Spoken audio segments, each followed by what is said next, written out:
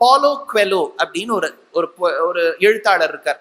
Portugal மொழியில ரொம்ப பிரசித்தமா எழுதியிருக்காரு. அதெல்லாம் ஆங்கில மொழியிலையும் மொழிபெயர்த்திருக்கார். ரொம்ப பிரசித்தமான புத்தகம் த ஆல்கெமிஸ்ட் அப்படின்னு பேர். அதுல சொல்றார், நீ மனத்தில் ஒன்னது நினைத்தால், ஒரு விஷயத்தை நீங்க நினைச்சேன்னா, ரொம்ப ஆழமா நினைச்சேன்னா, நீங்க எவ்வளவு தீவிரமா சீக்கிரமா மனப்பூர்வமா ஆழத்தோட நினைக்கிறீங்களோ அந்த உலகம் உங்களுக்கு அதை அச்சீவ் பண்ணி கொடுத்துருமா.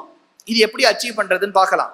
இப்ப என்னன்னா, துருபதனுக்கு ஒரு எண்ணம், துரோணன் எதிர்க்க கொண்டு போய் நிறுத்தினோன்னு துரோணர் சொல்லிட்டார், நான் உன்னை கொல்ல மாட்டேன் துருபதா, எப்போ ஒன்ன ஜெயிச்சுட்டேனோ முழு பாஞ்சாலமும் எனக்கு சொந்தம்.